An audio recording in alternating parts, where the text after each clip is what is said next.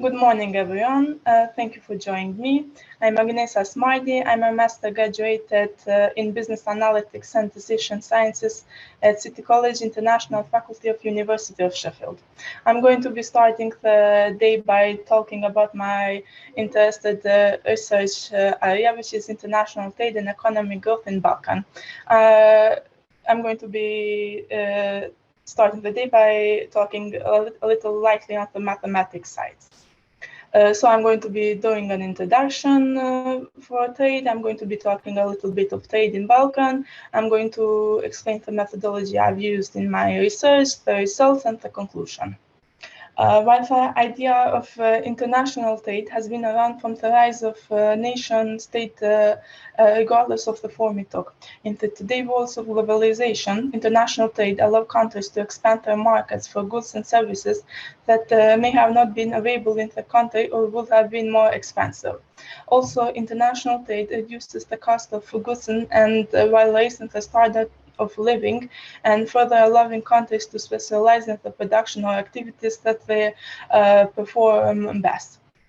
In the existing literature, many advantages and disadvantages of international trade have been discussed, but the results and the impact it has on the country economy trade is still open to debate. This happens because of free trade and the trend of globalization as it has spread rapidly over the years.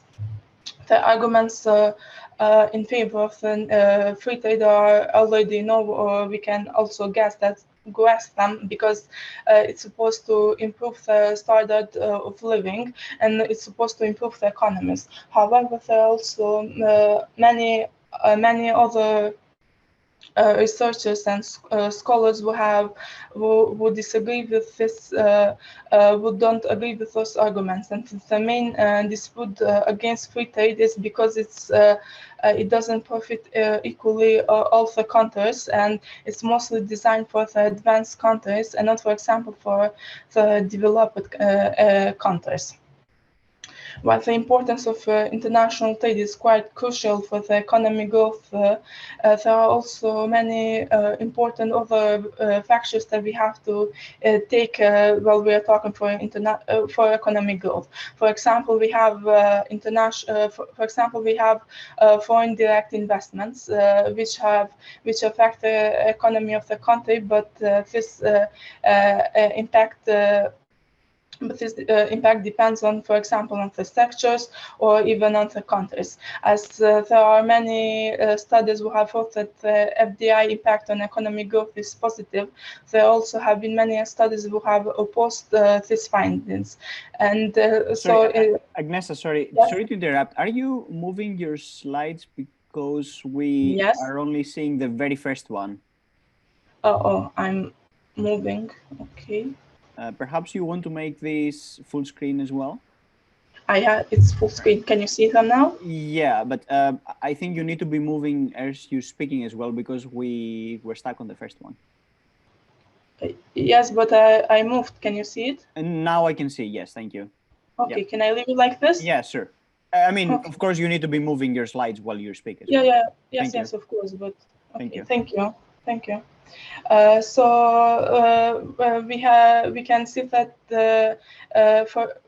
we can see that there are also many other variables that affect the economic growth. For example, the foreign direct investments. There are many studies who have found that the relationship between FDI and economic growth is positive, but there are also many who have thought that this is negative. So it's quite interesting to see this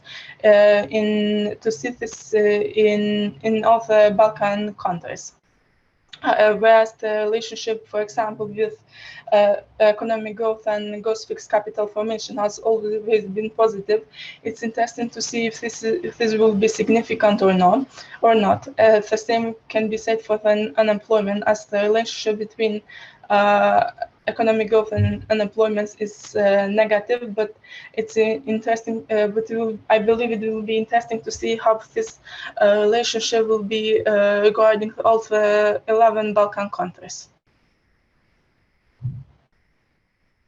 As we have noticed over the years, the trade plays in an economy relies heavily on the trade relations among the countries. The reason why Balkan countries were chosen for this research is because they are an important part of Europe, and while they have quite some similar features, they also have quite some differences, and they are also known for their relations between each other, their trade agreements or even the trade disagreements, and also due to and also why there is an important research area for Balkan countries. There is quite a literature gap in for all of them, because most studies have been only focused on a group of Balkan countries, for example, for Western Balkan countries. The relations of the Balkan countries are also a reflection of their economics, the adaptation to the changes of the economic environment, and the application of free market policies after 1898, and most important, to the competitiveness and comparative advantage of this economics. Also, it's important to mention that some researchers have also found that there is a, if I may quote, a negative Balkan effect because of the political issues in the region and the trade bloc and the low growth of Balkan countries. And this also is a major factor, interrupts the growth of the countries, because it doesn't allow too much for foreign investment or for the growth of trade in all over the Balkan. The purpose of this research is to empirically analyze the international trade and the economic growth in 11 Balkan countries, but also to analyze the relationship of economic growth with other variables such as foreign direct investments, the gross fixed capital formation, and the unemployment.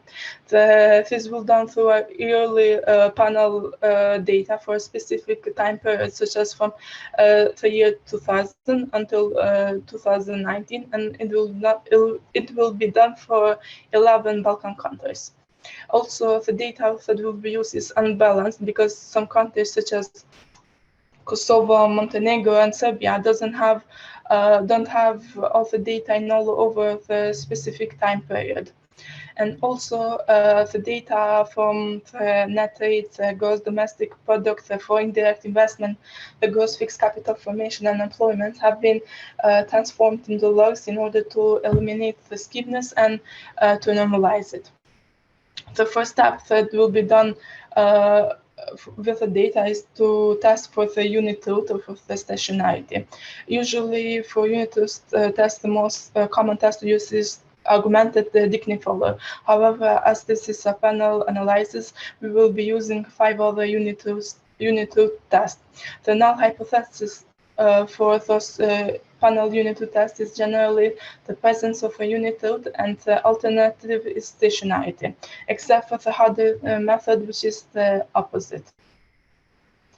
After we have checked the presence of unit root test, if there is necessary, we will do a co-integration test to test for the long-run relationship between variables in the level form. However, after this, it's as the aim of this is to investigate the relationship between economic growth and other variables, we will do a panel regression. The panel regression can be done with 2 methods, with a fixed effect and a random effect. The fixed effect regression is mostly used in economic and political sciences, but the random effect is also used in political sciences, in education, in biomedical sciences.